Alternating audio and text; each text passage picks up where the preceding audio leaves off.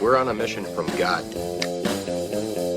Wendy? So I got that going for me. Darling? Looks like I picked the wrong week to quit sniffing glue. Light of my life. We enjoy your films. I am a human being. I thought they smelled bad on the outside.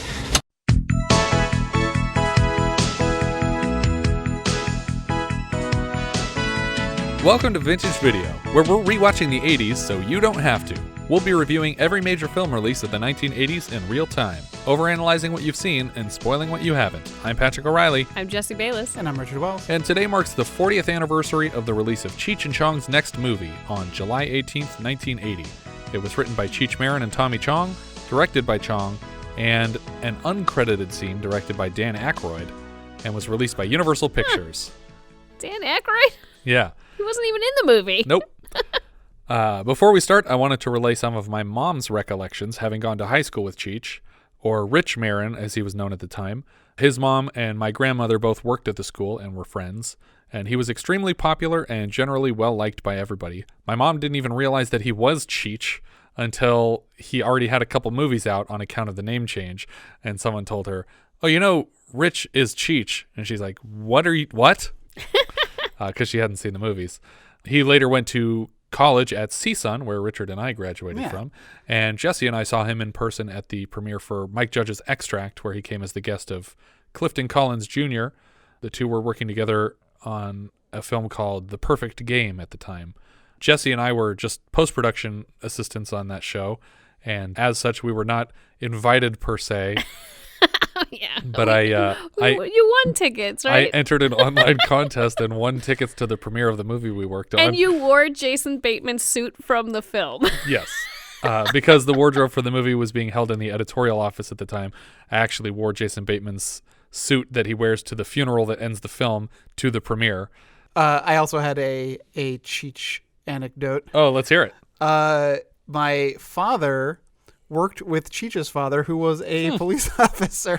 Wow, that's hilarious. So we got both of his parents covered in our family history.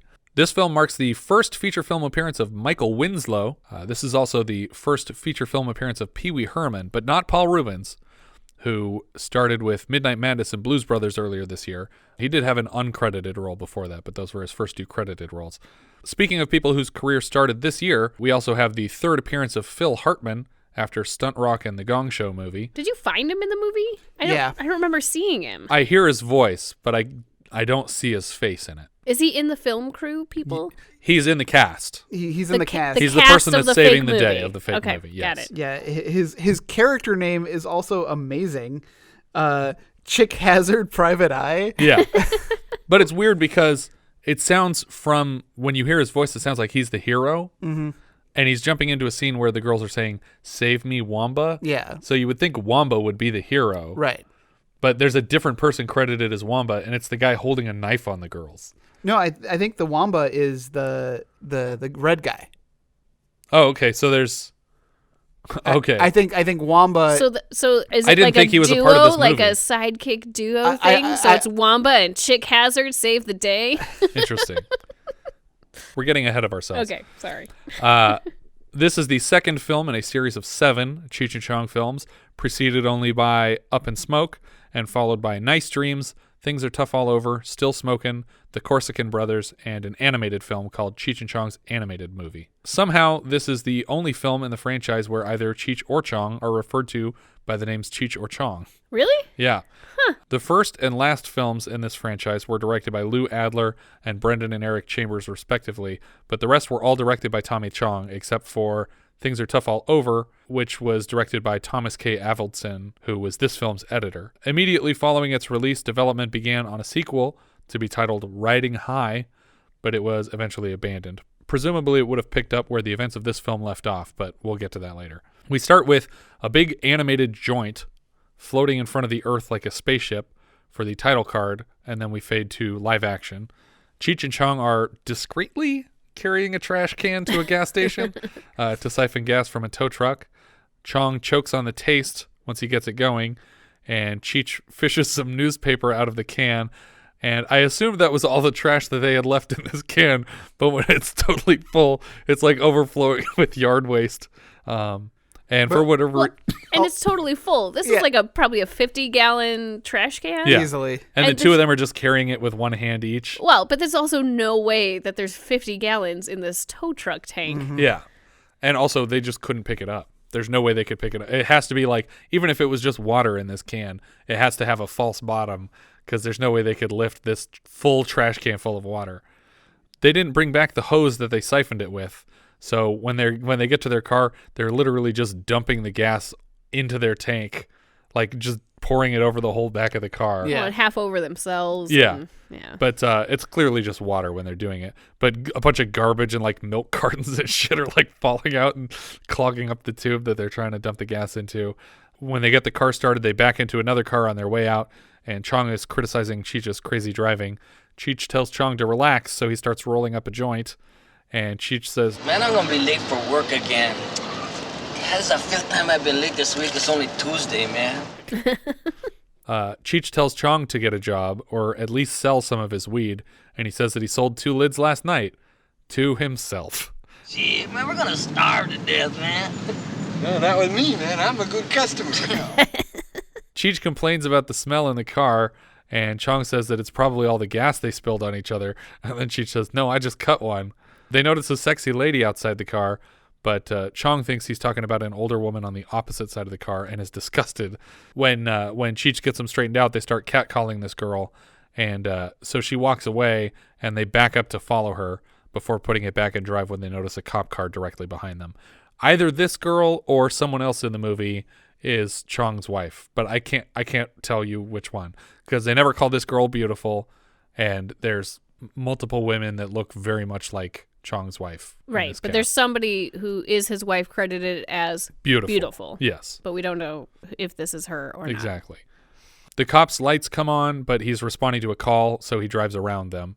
And Chong finally sparks up his joint, and the gas fumes in the car cause it to explode. And Cheech says, "I told you not to light that, man." And he says, "You're the one who cut it," because he thinks that the explosion is from the fart and not from the gas.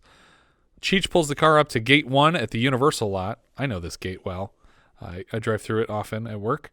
When a guard tries to stop him, Cheech says that he's with the Towering Inferno shoot, which the guard believes because his clothes are all burnt up.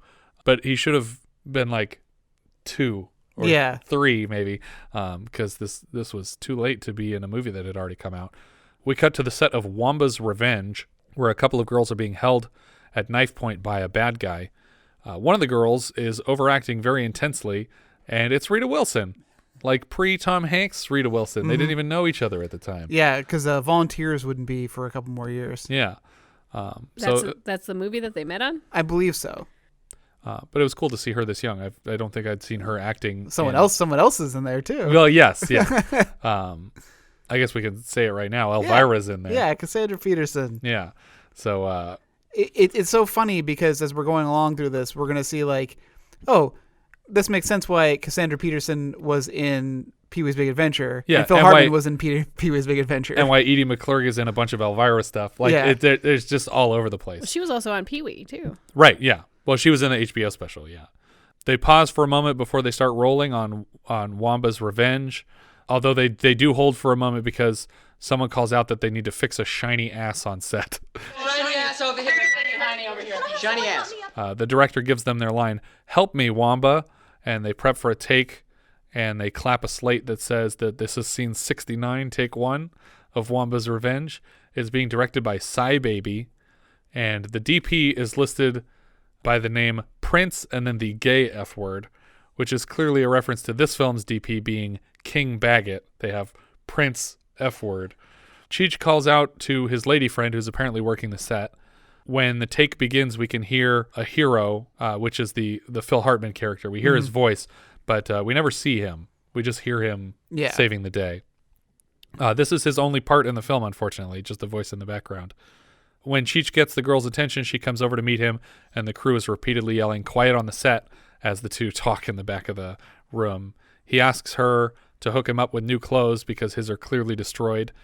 She says, "Aren't you supposed to be at work?" And he makes up a story about seeing a baby in a burning building. And he says, I rescued a burning baby, and I got burning baby all over me, and that's what happened to my clothes. as he's leaving, Cheech encounters Red Hulk, who for some reason knows his name. Yeah. He says, "Hey, Cheech, where's that woman supposed to go crash through?" And it's like, who are you? Why do you know me? But Cheech points at a random wall, and he bursts through it onto the set of Womba's Revenge. So maybe he is Womba, and he was supposed to jump through this wall to save them, but just not right now because they're not in the take anymore. Chong pulls the burnt car carefully back into their neighbor's garage and sneaks over the property line to their place. The neighbor hears Chong knock over a watering can or something and chews Chong out for ruining the neighborhood. Cheech takes a van to Universal, and this time when the guard asks for a pass, he says, "Pass? Sure, thanks a lot." We cut back to Chong at the house. Despite their apparent personal gas shortage, Chong is riding a chopper in the house, blasting exhaust fumes at the neighbor's garden through a pipe in the window.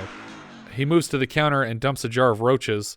By roaches, I mean the tail ends of joints, and but one of them is an actual insect, which is the biggest thing that he dumped on the counter, so he loads up his pipe and just smokes the fuck out of this bug. It's not actually a roach, though. This bothered me because it was just like a black beetle, and it was definitely not a roach. Well, you don't want to smoke an actual And does roach. he actually kill it? I think he I think he smashes it with his hand, but this is one of those species that I don't care that you smashed it in. You're allowed to kill bugs in movies. Yeah. It bothers me a little bit when you cut off a snake's head, or what else have we seen? Horses tumble over themselves and probably or break run limbs. through windows. Yeah. Yes. Because they'll only do it once. But yeah, smashing a bug I can deal with, I think. Chong chokes pretty hard on this bug, but then he goes right back to smoking it. He starts to play an electric guitar, and he keeps cranking the amp up until his neighbors are in physical pain. The entire neighborhood is reacting to this. Even dogs are like laying down and covering their ears. His neighbor was trying to teach a piano lesson, and that's not going to happen now. Cheech backs into their driveway, and he scrambles into the house to unplug the amp, and the whole thing kind of explodes when he unplugs it. He takes Chong outside to show him the Universal loot that he just got. It's funny because this whole neighborhood is built on the Universal backlot, so really he didn't even leave the lot.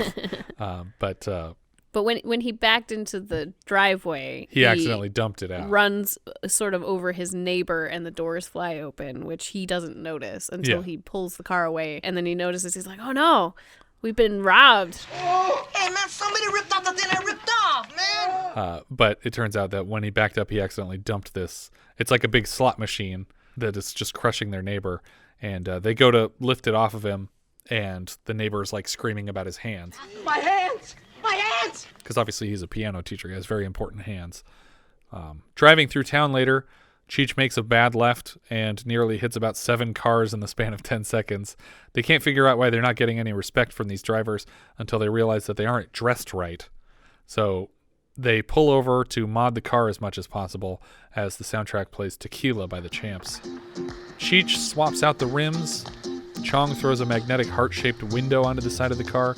He peels away a big magnetic advertisement to reveal an airbrushed painting of an Aztec warrior holding a woman on a mountain. Chong throws a shag dash cover across the front of the car, and Cheech switches out the steering wheel for one made out of like a chrome chain link, maybe 8 inches wide. And they lower the front and head on their way. Cheech teaches Chong some Spanish, specifically pendejo, which basically means dumbass, but he tells Chong that it's a term of endearment. They have a jump off with another car with hydraulics, but Cheech is letting Chong control it stupidly, and so Chong obviously just never wants to stop bouncing. Well, I don't know. I don't think that they're actually controlling. I think he's just bouncing. I think Chong is just bouncing up and down to make the car bounce up and down. Oh, I thought he was actually like doing something. No, I think he's just bouncing because I figured this is actually company car. There's no way that the company car has these hydraulics in it. I was surprised that it had the Aztec warrior painting on the side, unless they did that themselves. But they also lowered the front, so it seems like they've done some modifications to this car. But the car continues to bounce until it ends up like fully in a family's front yard, and they come out screaming at them, and Chong is like, "Hey, pendejos, how's it going?" And he's like, "Oh no, you can't call these people that." And he's like freaking out about it. And eventually they just drive away and they take out the whole chain link fence around the yard to escape. Later we see Chong coming out of his sister's house with a jar of yellow liquid, and Cheech is like, "Oh, can I have some?" And he's like, "Sure." And he hands it over. And when Cheech smells it, he's like, this is piss, man. And he's like, yeah, it's for my probation officer. Was he drink pee? This line killed me. Apparently, he failed his last urine test because he stored the pee in a mayonnaise jar that he cleaned out about as well as they cleaned that trash can earlier. And so there were still like bits of mayonnaise floating in his piss, and they thought it was a side effect of a new drug. He thinks this time it will really confuse them because the urine is his sister's and she's pregnant. Cheech asks if she had any weed, and he says, no, they're waiting on some to come in from Colombia or something like that. Cheech starts aiming for the bumps on the road on purpose to spill Chong's sister's piss all over Chong. And eventually, to get him to stop, he whips out a huge bag of what is presumably cocaine. Cheech asks for a hit of it, but Chong says that he doesn't want to ruin his life. Cheech says, can I just smell some? And when Chong agrees to that, Cheech just buries his face in it, only to realize he just took a huge hit of laundry detergent, which we already saw happen once this year in Roadie. The reaction was pretty much the same, too. I feel like the Space Coke reaction was the Roadie reaction? Yeah, the Roadie reaction. That was the only time I laughed in that movie. Yeah. The guy's just dying in the laundromat. To get the taste out of his mouth, he grabs the urine jar away from Chong and starts drinking it before he realizes what it is.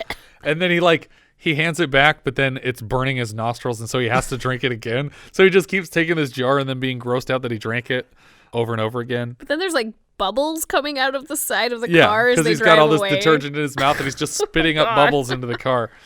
The next morning, Cheech wakes up in his tighty-whities, and he grabs a beer in the kitchen. He gets a shirt out of the fridge like you do. When he looks out the window, he freaks out because the van is gone. Apparently, he's not supposed to take it home, and now it's been ripped off, and he's freaking out. Chong wakes up while Cheech is panicking, and he goes to wash his face off with the fish tank water. It's pretty gross fish tank water, too. Chong is sleeping in the living room on a door with a phone book for a pillow, and suddenly their payphone rings because they have a payphone on the wall in their house. And Cheech makes Chong answer, offering to reward him with his last tie stick. And Chong answers it immediately and then hands it back to Cheech like, oh, yeah, he's here, man. He's like, oh, thanks a lot. Cheech lies on the phone about what happened while Chong heads to the bathroom. Chong flips open the toilet needlessly to reveal that it's overflowing with garbage, and then he moves to pee out the window. Just this scene was directed by Dan Aykroyd, as he and John Belushi had come to the Burbank set to visit while they were shooting Blues Brothers. Cheech learns over the phone that he has been fired. The neighbor tries to salvage what he can from his garden when suddenly a stream of piss is pouring down from above, but he's unable to identify where it's coming from, apparently. Back inside, Cheech reveals that the company he works for took the van back themselves. Chong asks where that tie stick is at, like he's still earned it by just picking up the phone and handing it to Cheech. I have no idea what a tie stick is. It's like a cigar of marijuana, basically. But they actually started in Thailand. We cut to the unemployment line. Cheech and Chong trick a man and some children out of chairs so they can sit down when suddenly Cheech's other lady friend Donna shows up. She works here and she directs for them to come around the windows to her office in the back. Cheech heads into the office and Chong sits with more waiting customers in this back room. Two scenes are playing out simultaneously here, all in one shot. We have a background scene with Cheech coaxing Donna into sex in her office, and she is understandably reluctant as the walls are windows to her office. In the foreground, Chong is looking at an old man who's laughing at a junkie who keeps falling asleep and then catching himself with a cigarette between his fingers. Suddenly, the man to Chong's left breaks into a guitar solo performed entirely with his mouth. Of course, this character is played by Michael Winslow, pre-Police Academy, and his talents remain unmatched. Winslow pretends to snort a can of Coke and be a robot and other entertaining things. And Chong looks very genuinely amused by these antics. Even on set, he's just like, wow, that's really great that you can do that. I liked his baby impression and then soothing the baby with a pacifier. Yeah. And then the dog and cat, the way he bounces back and forth between the dog and incredible. Cat is amazing. Donna's boss comes back looking for Cheech, and Chong says, oh, he's in there, man. And Donna and Cheech are having sex on the floor of her office. In the background, we see Donna and her boss arguing, while in the foreground, Winslow is impersonating this fight between an invisible dog and cat. And then we cut outside the building where a cop is just leading Cheech and Chong outside, nope, no check for you, bye. Back at home, Cheech sings a wonderful song about Mexican Americans. He actually has a really great singing voice, but for my money, the best line of this song goes, Mexican Americans love education, so they go to night school and they take Spanish and get a B. Chong counters with a song that he just wrote in his head that goes like this.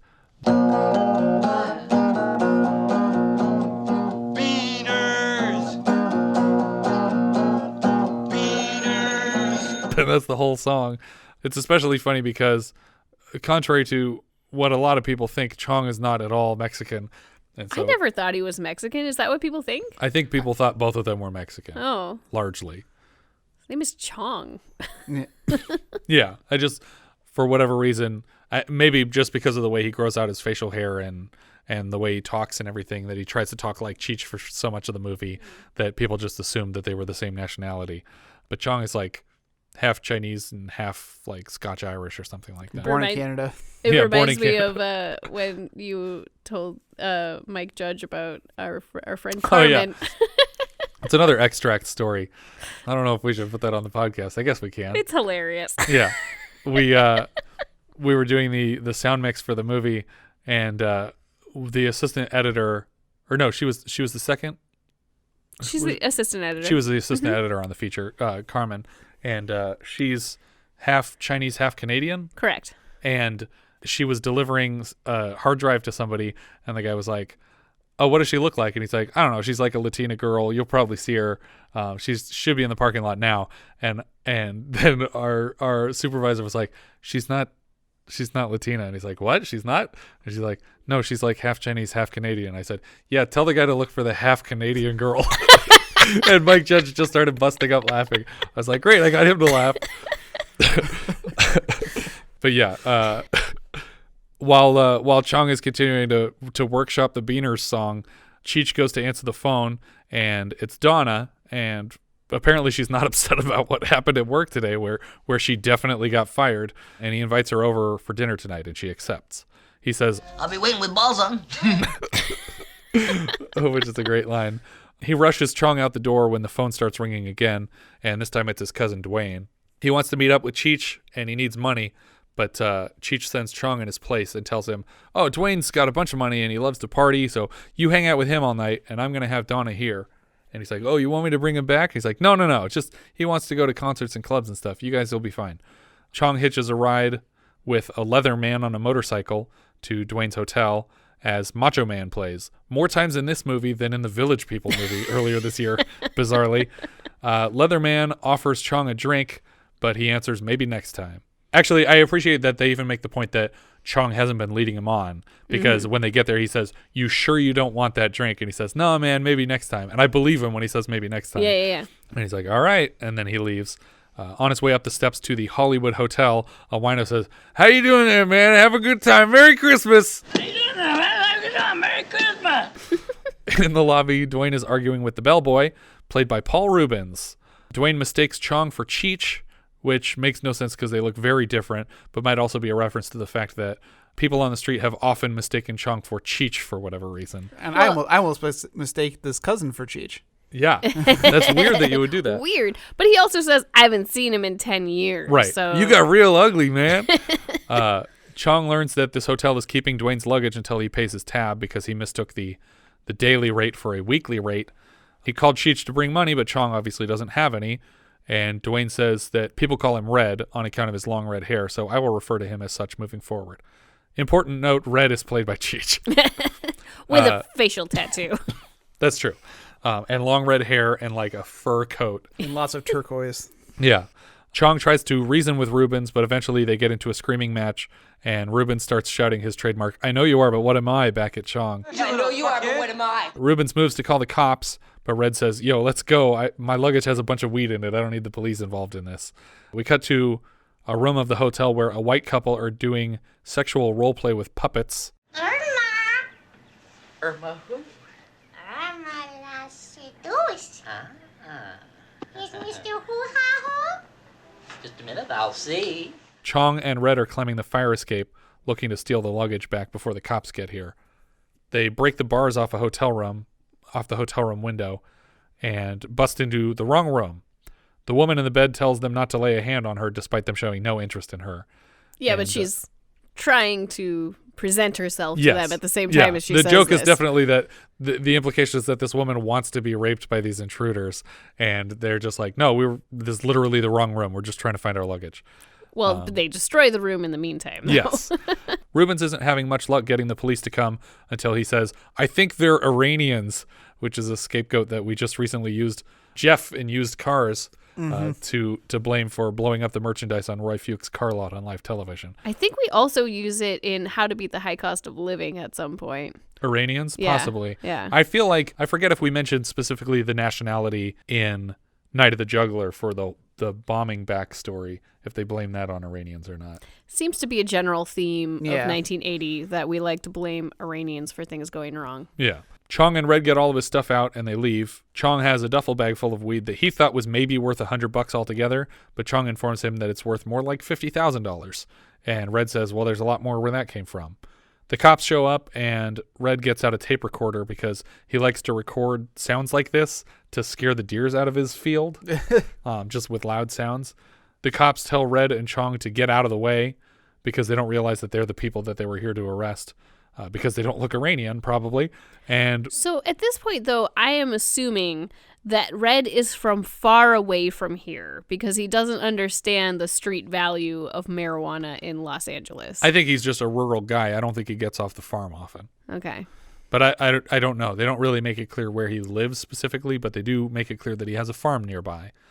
But Reubens is trying to explain to the cops that these are the people he called about, and then they arrest him when he starts getting really angry with them. A girl on roller skates stops Red and Chong and gives them flyers to an erotic massage parlor. This could also be Chong's wife, I don't know. But they decide to head right on over. She asks if they have any blow, and Red offers a sleeve because he doesn't understand. They smoke weed in the spa at this massage parlor when a girl comes in to ask if they need anything, and Red just pulls her into the water. Which I'm surprised didn't hurt her because it's a pretty shallow spa. A lot of this looked unscripted. Yeah. Like them kind of throwing the women around. I feel like this would have to have been scripted because you can't just pull a girl into a spa if she doesn't know she's going to be getting wet or anything like that. Yeah, it just seemed like oddly aggressive and like dangerous. Yeah. But she's laughing about it, so she seems totally cool with having been pulled into this tub. And then Red pulls another girl into a second spa, and Red and Chong start just running all over the place in this parlor. They break into a private room where Chicken Charlie has a girl all tied up, and he says he can't untie her until he has crowed.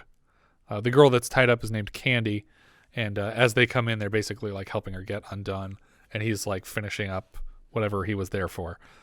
The parlor owner apologizes to Charlie on his way out, but he really doesn't seem to care about having been interrupted. Red passes a door where people are having sex, and he tries to get a recording of this too, to confuse the deer in his field when he accidentally plays the recording of the cops from earlier.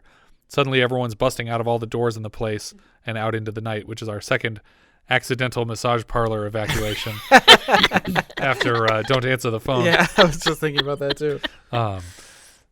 Outside, one of the girls, Candy, doesn't have a ride home, so she asks if she can go with them. We cut back to Cheech at home, where he's singing a song while ironing his clothes. He says, It may sound funny, but I don't believe she's coming home. Hey, baby, come on, bitch. Like, he gets like mad in the middle of the song, like, why did you hear already? And he says, that bitch don't get here soon. I'm going to have to wait some more. Red, Chong, and Candy wander into a music shop, presumably near the parlor, and immediately start playing all the expensive shit that they can find, and they're driving a salesperson crazy. At the counter, there's a woman in like riding gear, implying that she is rich, and Red flirts with her a bit before they all leave at the same time.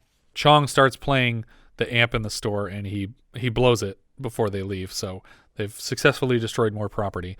But outside, they jump into the convertible of the woman that Red was flirting with. She seems to just go with the flow and takes them all back to her house. Once they enter, Gloria's mom, played by Edie McClurg, comes down the steps and for some reason identifies each of them as characters from Wizard of Oz. So Red is the Cowardly Lion, Candy is Glinda the Good Witch, and Chong is Toto, which I think fits really well with what they're wearing. Red pulls a saber off the wall, which he calls a frog sticker, and he starts swinging it all over the place. They all sit around a table for dinner when suddenly Chicken Charlie enters, evidently the patriarch of this family, and Candy is ecstatic to see him outside the parlor. Beyond calling him Chicken Charlie, though, and clearly recognizing him from the parlor, they don't rat on the guy, which I thought was a nice touch. Yeah. That they're not like trying to ruin this family. They're just like, oh, it's you. And Edie McClurg is taking all of this very, very well. Yes. Like the intruders in her house and all the craziness that's going on. Well, I think for her, in her life, this is very amusing. Yeah, this is just a party. Later, Gloria is singing a song very poorly by the fireplace, and Red tries to change it up with a magic trick. By the way, I didn't mention this, but Gloria, the woman whose car they hopped into, is Cheech's wife, or was at the time. Red says that he's going to turn a bread roll into a piece of fruit. And so Edie McClurg is sitting on the couch, and he makes her hold the bread roll wrapped in the napkin. And then he fashions the rest of the napkin so that it looks like a penis she's holding the head of. And he says, "Ain't that a peach?" But she does not seem to get this joke and laughs anyway. Ain't that a peach? You get it? I don't get it. We cut to them blasting down the freeway in a Bentley, smoking a massive blunt. It's like 2 inches thick. And Edie McClurg is like, Oh, I'm going to adopt you, okay? like she's just having the time of her life, and she's so funny. Back at home, Cheech has now ironed everything in his whole house, like socks and like ties and things. And he's playing a mouth trumpet. So we hear like this sad song playing, and then we don't realize until we get to Cheech that it's actually coming from his face, which we had in Mad Max, and then as a joke in Airplane. In Mad Max, she actually had an instrument, a saxophone. Well, she had the saxophone in Airplane too. Yeah, but that was supposed to be a joke in Airplane. I don't think it was supposed to be a joke in Mad Max. It just came across that way. Was it not supposed to be a joke? I don't know. It was certainly edited as a joke. Yeah. Red, Chong, Edie, and Candy go to a comedy club where the first comedian being introduced is Pee Wee Herman. Not clear if Paul Reubens has been Pee Wee Herman the whole time or if he's just performing as this character for this comedy club. But this is the first theatrical appearance of Pee Wee Herman. He'd appeared on television the previous year in 3 episodes of The Dating Game. But other than that, this was the first like widely revealed footage of Pee Wee Herman in anything. But theoretically, he was Pee Wee Herman as a stand-up comic in general. Yes, before this. He had done shows in the Hollywood area. Yeah, but nothing that was televised or filmed before Got this. But his first HBO special wouldn't air until the following year. Paul Reubens was a member of the Groundlings with Phil Hartman, who played the hero on the set of Womba's Revenge earlier in the film, John Paragon, who played the director of Womba's Revenge, and Bob McClurg, who plays Chicken Charlie in this movie and is the real-life husband of Edie McClurg, Gloria's mother. And John Paragon is Zombie? Yes. Yeah. Phil Hartman, John Paragon, and Edie McClurg would all go on to appear in the Pee Wee Herman HBO special in 1981. Phil Hartman obviously wrote and starred in Pee-wee's Big Adventure. Reubens and Paragon wrote the bulk of Pee-wee's Playhouse series, which Paragon also directed a lot of, and the two obviously played the roles of Pee-wee and Zombie. Also Terry. I think Paragon was Zombie and Terry. Well, and Phil Hartman was Captain Carl. Right, yes. I also find it incredibly fascinating that he was a comic, like an adult comic. Yes. That they actually just turned into a children's series. Like it was a joke that he was an adult comic making these absurd things, dressed as a child, like being childlike. And then they just said, yep, no, you're just going to do a children's series. Well, apparently the origin of the character was that Paul Reubens himself had trouble like remembering the exact like lay up to a punchline. Mm-hmm. Like his memorization, he had memorization problems. And so he made up a character who would screw up the jokes that started as this Pee Wee Herman character who just was like a comedian that wasn't going to make it. And that was how the character was designed, and everybody loved it. And obviously, it went very far. That's great. I love that in these movies too, like this movie, it's all there. It's all already there. The gray suit, the white shoes, the red tie, everything's there. And I don't think he was wearing the makeup that he started to later. Like he has like rouge and like pink lips usually as the character. Yeah. But the costume is basically set already. Yeah, I just love it that by this time he's already got this character so developed. Yeah, he's so fully formed. The cameraman from the set of Womba's Revenge was also a writer on Pee-wee's Playhouse. The only other credit that this movie and Pee-wee's Playhouse have in common is Chuck Rio, who is the lead singer of the Champs, who performed Tequila, which makes an appearance in this film while they're modding the van, but also in Pee-wee's Playhouse and in Big Adventure for a memorable scene in a biker bar. With Cassandra Peterson. Pee-wee set bombs pretty hard because he's getting heckled by Red and Chong in the front row. Red takes the mic and wins over the crowd with a single joke, and then he drags Edie on stage, and she's laughing super hard as she tries to tell her joke. And she gets it out, but she's laughing so hard at her own joke, and her laugh is so contagious that everyone just applauds her, basically, because they just love her. Pee-wee asks club security to kill the men who got him arrested earlier that day. Chong takes the stage and tries to redo the magic trick, but instead he says, "I'm going to turn this glass into a dick." A female bouncer named Thumbelina steps on stage and grabs the glass in the napkin and just shatters it in her hands. She throws both of them out of the club as a fight is breaking out. Red is sitting on a stool out front when a patron entering hands him his keys and says, Hey, it's all yours. Take good care of it, buddy. Of course, Red thinks this means it's his car now, and so he and Chong drive away without their massive bag of weed. Chong is obviously very upset about leaving all this weed behind, but Red is like, no. Like, if you care about the weed, I'll take you to where I got the weed. There's a lot of weed. Back at home, Cheech is watching Womba's Angels, which maybe that's related to Womba's Revenge. Precursor to Womba's earlier Revenge. film. Yeah. But this seems to be a TV show because this is an episode where Womba's Angels are trying to find the killer at the Miss Nude America contest. He falls asleep here waiting for Donna, and in his dream she arrives, and he throws her on a bed, but in the real world, he's about to have sex with a large teddy bear on his bed. When Donna finally actually arrives and knocks on the door, he tells her to get lost and then wakes up just barely too late, realizing what he's done as she's driving away down the street. Chong and Red catch the eyes of law enforcement, and for whatever reason, Red decides that he's going to start a chase and lead them directly to his field of weed. He has the field booby-trapped, though, so he tricks them off of this jump and they get stuck, and then he sets off a pack of fireworks around the car to freak them out. But of course, they're calling for backup now, which is just going to cost them this whole field of weed. Like, they're going to come back tomorrow. Suddenly, a tractor beam is shining down into their stolen car. First, the beam is sucking up a bunch of marijuana plants, and then it dips into the actual vehicle, the convertible that they're sitting in. Red puts his hand in the beam, and Chong is like, "Get your hand out of there, man." And then he does the same thing before both of them just vanish. Back at home, Cheech is having a dream, now inspired by the painting on the side of the van. The warrior lays the body of a woman on a sacrificial platform, not unlike the sacrificial platform from Blue Lagoon, and starts mourning the loss of this woman, but then eventually groping her corpse, and then he moves to have sex with the corpse when Chong is waking him up again. In the dream, though, Chong is wearing this weird helmet with horns, and then in real life, he's also wearing a weird helmet with horns. Chong tries to tell Cheech what happened, that they were abducted by aliens, and that they gave them space coke to try, and then Cheech takes a snort because he doesn't care that his friend yesterday gave him soap to snort, and fully believes that this is space coke. And then he goes completely insane and flies through the wall and starts destroying their neighbor's house again before jumping straight up through the roof with Chong wrapped around his legs, and they fly up into space where they reach the animated blunt from the intro to the film, and it flies away. And that's the end of the film. Our director here was Tommy Chong. Obviously, he's in all the Cheech and Chong movies. He appeared with Cheech in Fern Gully. He was Squirrel Master in Half Baked. That was the guy that was in prison. He made him his bitch, right? I'm somebody's bitch. Yeah.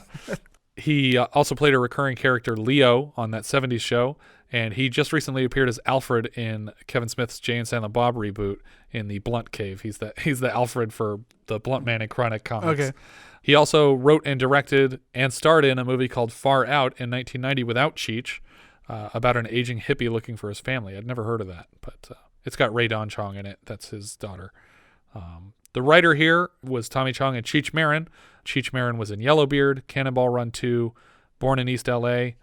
He's the voice of Tito in Oliver and Company. That's all I could picture. Whenever he was not on screen but talking, I could just picture a little chihuahua saying all the lines. Yeah. You went to Oliver and Company over like The Lion King though? Well, yeah, my brain just went straight to a little chihuahua saying the lines. No, yeah. I like that. I like that it's more Oliver. I think he has more memorable dialogue in Oliver and Company than he does in The Lion King. Yeah, well, because he and Bette Midler's character. have a relationship. Well, and I think I think the difference is that the lines in Oliver and Company mimic this character, whereas in The Lion King, he's not doing this sort of character. Yeah. And so the Tito character, Tito is more of a Chong or is more of a Cheech. Cheech. Yeah, than, exactly. Yeah. He also plays the dock supervisor in Ghostbusters 2 when the Titanic finally arrives. Oh, yeah. Better late than never. We mentioned he's one of the hyenas in Lion King.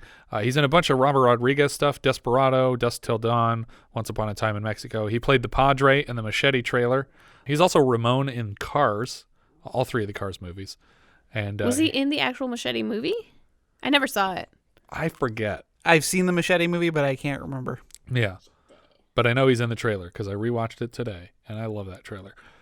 Joe Dominguez also on Nash Bridges, and apparently they're doing like a TV movie or something because that was his top credit right now on IMDb. I just looked it up. Yes, he is also in the Machete film. Cinematographer Nick McLean. This was his first time as a cinematographer. We have 2 cinematographers. Nick McLean, this was his first one. Before this, he'd worked as in the camera department on Marathon Man, Exorcist 2, The Heretic, Close Encounters, and Being There. And after this, he was the DP on Goonies, Short Circuit, Spaceballs, and Mac and Me. Nice. Oh. It's an eclectic mix. I was like, huh? Oh. Yeah. You might be surprised to learn that after Mac and Me, it gets less and less amazing. But it's still very cool. The cool movies to have worked on. He insisted that they push a real kid off that Yes. off that cliff with a wheelchair. People are going to tell, I'm telling you. And he needs to actually be disabled or it's not going to work. He was also the DP for hundreds of episodes of Friends. King Baggett, this was, I said, his first time also as cinematographer. Before this, he'd worked on American Gigolo and Defiance, 2 early Bruckheimer films that we covered this year. After this, he DP'd Dr. Detroit, Last Starfighter, Revenge of the Nerds, and Oh God, You Devil, which is the 3rd one of that series. Evelyn Guerrero played Donna. She'll be back next year as Donna the Panties Gal in Nice Dreams, another Cheech and Chong film. Rikki Marin was Gloria. That's the wife at the time of Cheech Marin. Peter Bromelo played the gay motorcyclist. He was the hotel manager in Wild at Heart. He plays Kafka in an episode of the 1968 Avengers. He's a butler on Briscoe County Jr. somewhere. He also plays Joe in Highlander 2, The Quickening, and a nobleman in The Rocketeer. Lupe Ontiveros plays Old Lady. That was her credit in this. I don't remember seeing her in this, but I know her face. Was she the one that he mistakenly thought was a hot chick on the side of the road? And they don't show her close enough. Yeah. But she plays Rosalita in Goonies. And she's also Yolanda in Selena, the woman who eventually kills Selena. Well, then there could have been any number of scenes with a woman that fits that description. But she's great. And she also plays Cheech's mom in Born in East L.A. John Steadman was the drunk at the welfare office. That's the old man who's just laughing. He played Ned McCluskey in Gator, and he'll be back later this year as Sam in Fade to Black. Shelby Chong was beautiful. She's the wife of Tommy, and I don't know who she was in the movie. Somewhere in the movie, there's a one-man band, maybe in the music shop. I don't remember. But the actor's name is credited as Don S. Davis. But it's not Don S. Davis that we know. Okay, I was going to say, Who is the Don S. Davis that you know? He was the stunt double for Pete on MacGyver, who also plays basically the Pete character on the Stargate series. Okay. Because Dana Elcar didn't come back to play that part. Yeah. You've seen him and stuff. He played Scully's dad in the episode where he dies. Yeah. Yeah. Well, I mean, just saying that he's that character from Stargate, I have a picture of him in my head. Kim Hopkins was the wardrobe girl. That's the girl on the set of Womba's Revenge. We had her earlier this year as one of the pom-pom girls in Hollywood Nights that was wearing underwear. She was also young Xaviera in Happy Hooker Goes Hollywood, in that little flashback scene that the film producer improvises when he's pretending that he knows her whole story. This was her last movie for 18 years because she took time off to raise a son. Michael Winslow plays he's credited as welfare comedian. He's obviously Sergeant Jones in the Police Academy movies. He plays a radar tech in Spaceballs, and he'll be back next year for Nice Dreams, another Cheech and Chong film. Marcus Chong played Johnny. I don't know who Johnny would be. You guys have any idea on Johnny? I don't remember any guy called out as Johnny. I don't remember who that is, but he is the adopted son of Tommy Chong.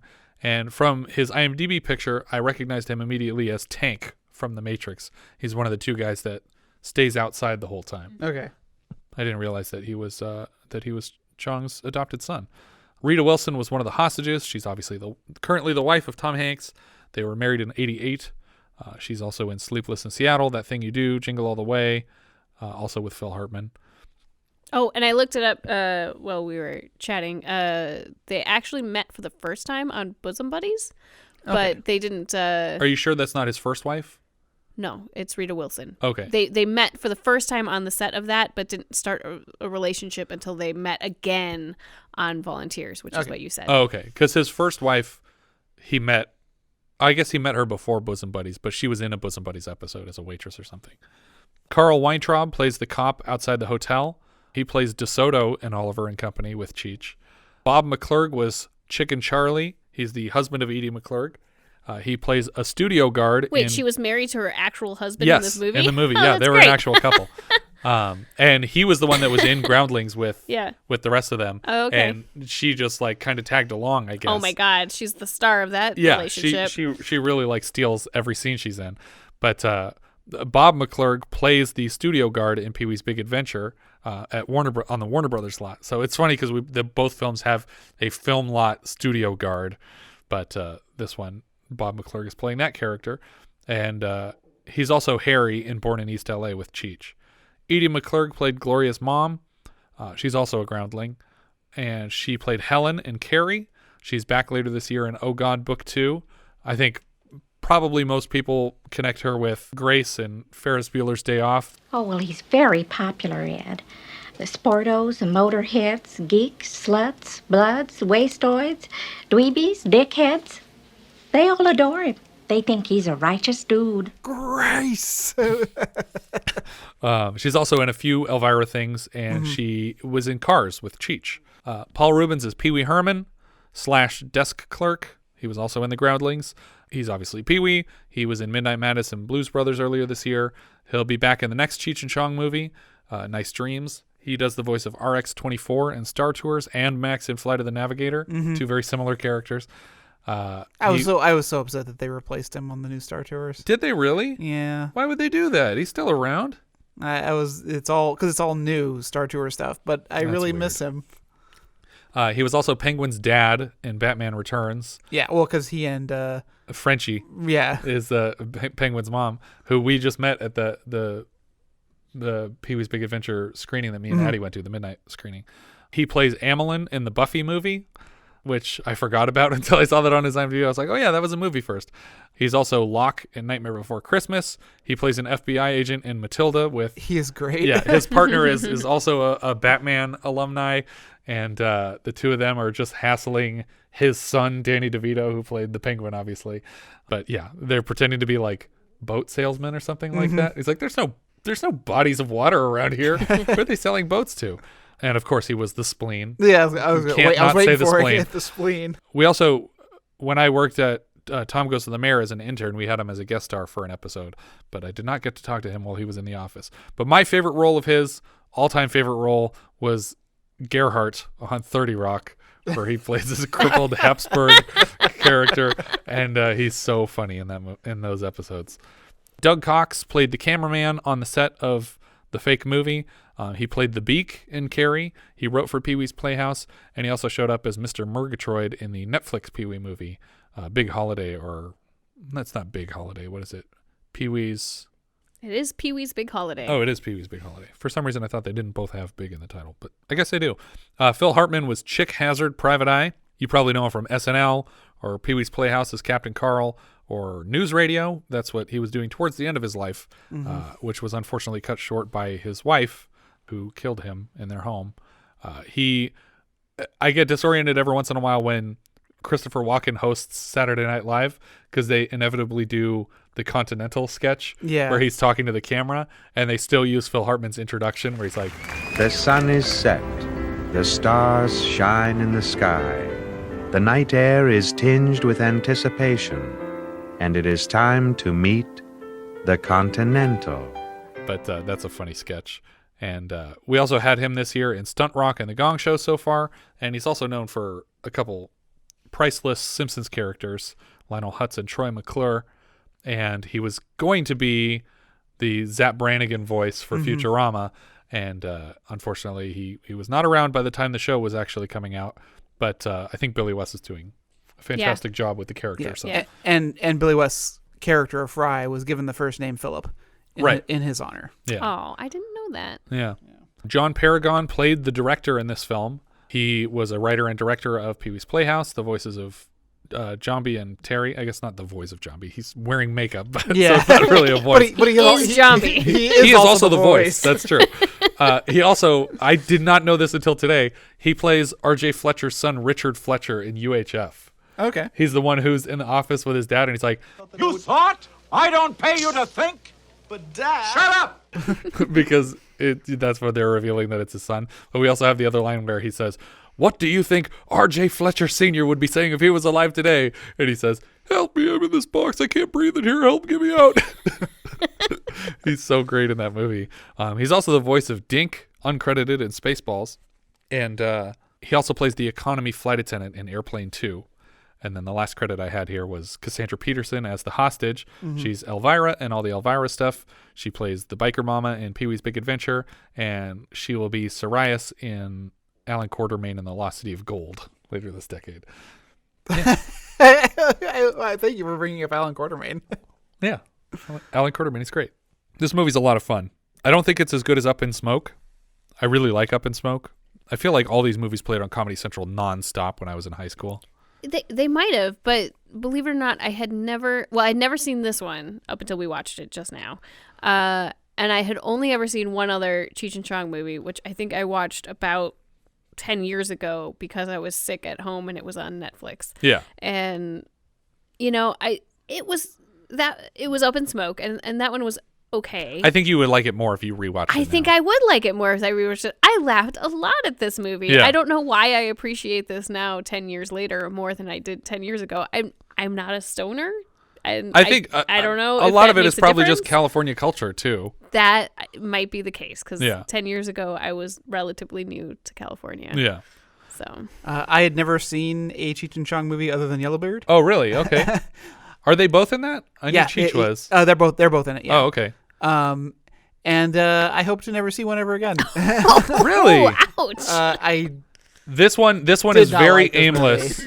I don't think this is a fair representation of most Cheech and Chong movies. I think Up in Smoke is actually genuinely funny. Stacy Keach is the bad guy in it, and it has a plot. Yeah, see, this movie, I was just like, is anything going to happen in this movie? There's really no plot to this movie. But it's just like, wouldn't it be funny if this happened and then this happened and then this happened? And it was. And it's mostly just a collection of like mini sketches that are very hastily scripted together. But I think Up in Smoke has a plot the whole way through it, which is that they are unknowingly driving a van made entirely of marijuana across the border, and they have a bunch of cops following them, and they don't even know that there's cops following them. But there's an actual plot to it. And even like later films like Nice Dreams, which you will have to watch next year, and the next Cheech and Chong movie, which comes out the following year. Like it's like the early James Bond stuff. There's like 4 years in a row of 4 Cheech and Chong movies.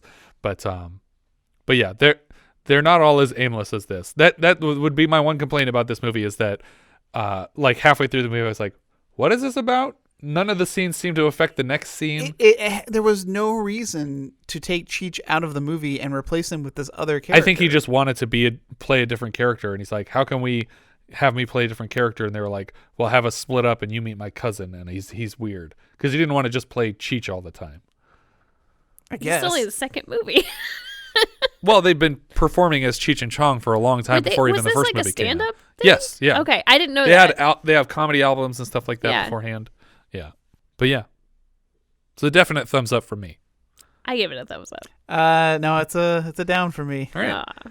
I think Cheech also reminds me a lot of my dad. He reminds me a lot of your dad. I mean, my dad's not Mexican. My dad is just straight Irish, but they have a very similar build. My dad always had the exact same mustache growing up, and he took the world about as seriously as Cheech does in this movie. And so every time I watch them, ever since I was a kid even, I was just like, I don't know why, but he just reminds me a lot of my dad. And they do look similar. But yeah. So I have it above the Windows threshold. I don't know if Richard's going to agree with this. For me, I have it just barely above that threshold, though. I have it a couple up from there. Have it in 48th place for the year so far, just below Folks and just above Oh Heavenly Dog. Okay. Just above Oh Heavenly Dog. Well, I liked it better than that one. Oh, that's right. You didn't hate Oh Heavenly Dog like me and Richard did. No, I was okay with that movie. Yeah. Okay, Richard, where's this going? This is pretty low. I have this just below Holy Moses, which is below Holy Moses? Yeah. What is wrong with you? I'd much rather watch Holy Moses. Really? That didn't have a plot? It had more of a plot than this movie. No, it had scenes. I don't ever need to see that one again. I don't ever need to see this one again either. Oh, I'd watch this again. It made me laugh. I didn't laugh at Oh Holy Moses. I didn't laugh at either. So which just puts us above To All a Good Night. Okay. Wow, that is low. Which is number 60. Woof! I think this goes for me just below Don't Go in the House, which is above Effects, which on your guys' lists would be way down really there. low for me. Yeah, for me, it's way 1, down 2, there. 3, 4. Whoops. Shit! 1, 2, 3, Fourth. 4, What? No. 5, 6, 7, 8, 9 times 4 plus 1. 37th place. I think that's everything for this one. If you guys have any thoughts you'd like to share with us, we're Vintage Video Pod on Twitter, Facebook, Instagram, and Letterboxd, where, as I've said before, you can find each of our full movie rankings for the year. We can also be found at vintagevideopodcast.com. Please consider rating us on iTunes to help people find the show, and if you take the time to leave us a review, we will thank you personally in an upcoming episode. If you're feeling especially generous, you can also support the show through patreon.com/vintagevideopodcast. And on that note, I'd like to give a special shout out to That's Basically the 80s podcast. It's another great 1980s podcast. They have a bunch of cool retro reviews. You should definitely check it out. And they're our newest $5 patrons this month. Thank you so much for listening, and I hope you'll join us next time when we'll be discussing Honeysuckle Rose, which IMDb describes like so. Willie Nelson is a country singer on the road, caught in a romantic triangle with Diane Cannon and Amy Irving, the daughter of his longtime musical sidekick.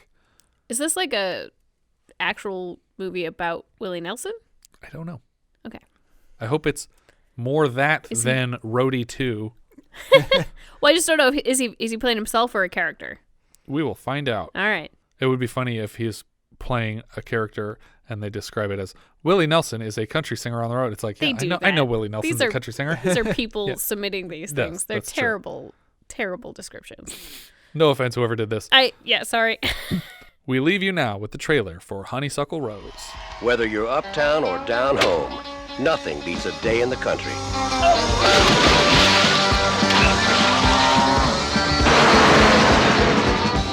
Willie Nelson is Buck Bonham.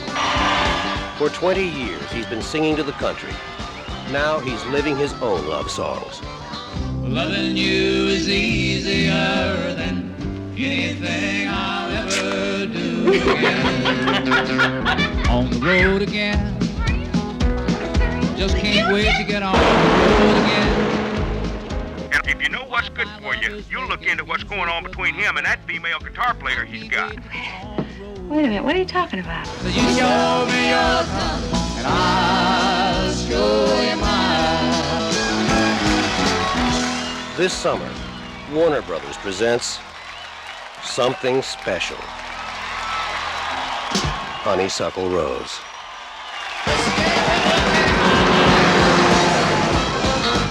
Diane Cannon, Amy Irving, Slim Pickens, and in his first starring role in a major motion picture, a legend, Willie Nelson.